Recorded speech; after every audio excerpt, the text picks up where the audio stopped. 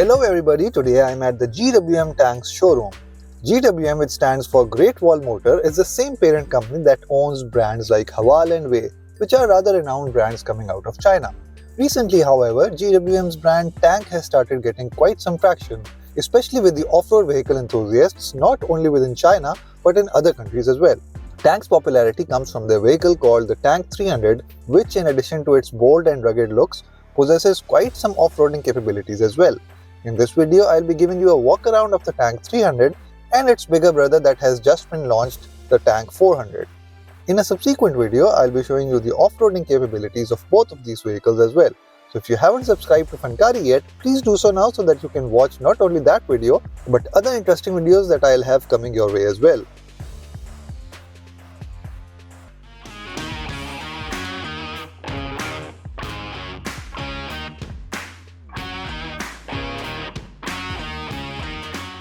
So let's start with the Tank 300. From the outside, it's a little reminiscent of the Ford Bronco's design and some cues from the fjcruiser as well.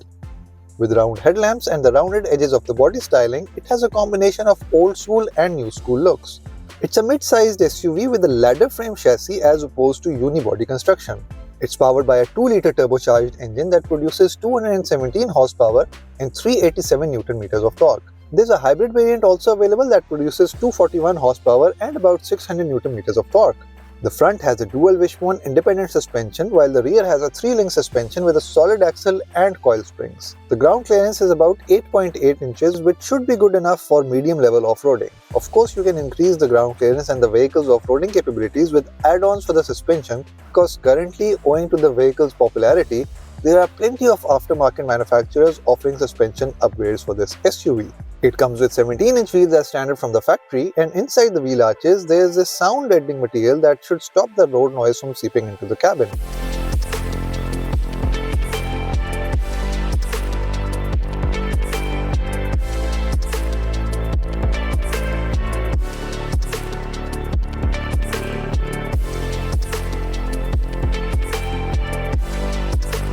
Stepping inside, you see that the design language on the outside is replicated on the inside as well, a combination of modern and old school. The steering wheel has a beefy design with controls on it and paddle shifters for the 8-speed or the 9-speed transmission depending on the variant, and right behind it you see two screens side by side. The left one is the instrument cluster that shows plenty of information, and the right one is the multimedia screen, from where in addition to watching multimedia you can adjust many aspects of the vehicle such as the suspension settings, air conditioning, heated seats, ADAS and a lot more. Towards the center you see a gear shifter that seems to have been borrowed from a fighter jet. Around the shifter there are plenty of buttons where you can select different modes pertaining to the suspension settings, diff locks and other 4x4 related features. There's a knob where you can select the driving modes from, and right next to it is the gearing selector. The AC vents look a little like the ones on a modern G-Class. Overall, the quality of materials used in the interior is top-notch, and I quite like the design as well. Oh, I almost forgot, it has electric heated seats as well. The rear has plenty of space as well, both legroom and headroom.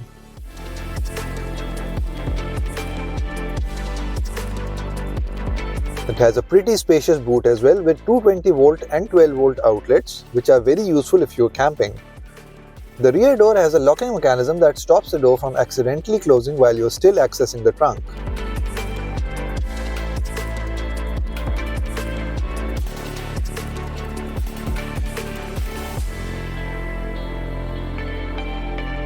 There are multiple variants of the Tank 300 available, like the City Edition, Off-Road Edition, Ranger, Iron Cavalry Edition, and a rather popular variant on the internet called the Cyber Tank. Let's move on to the Tank 400 High 4T. In contrast to the Tank 300's rounded body design, the Tank 400 possesses a rather boxy design with sharp edges, and there's plenty of these design features going around.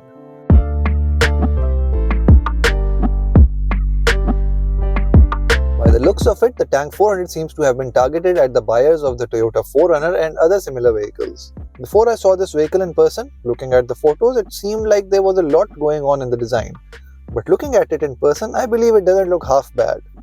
And even visually you can see that it's an upgrade from the Tank 300. Bigger wheels, 18-inch ones as opposed to the Tank 300 17-inch wheels, retractable side steps, and not only that, you can see that it looks like a larger vehicle than the Tank 300 overall. Like the Tank 300, the 400 is also powered by a 2-liter turbocharged engine that offers more power, 252 horsepower and 380 Nm of torque.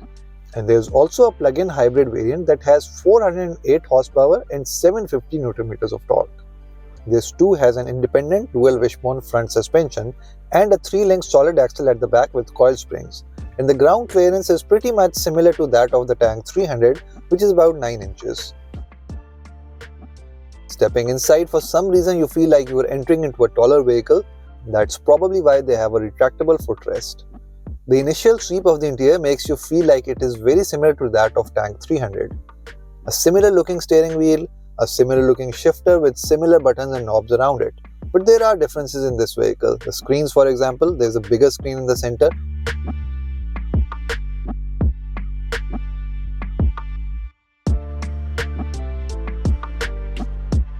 And the instrument cluster has its separate shroud. There is tasteful ambient lighting all over the interior. The door trim is different as well. There are 2 wireless chargers in the center. The rear view mirror is actually a screen instead of it being, well, a mirror.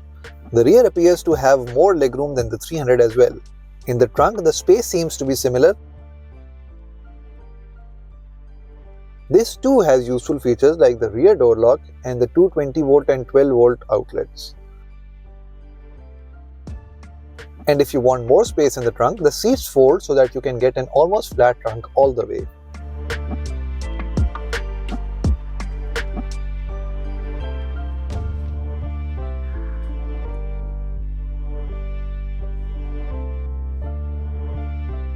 The dealership also offers upgrades such as upgraded bumpers and rock sliders.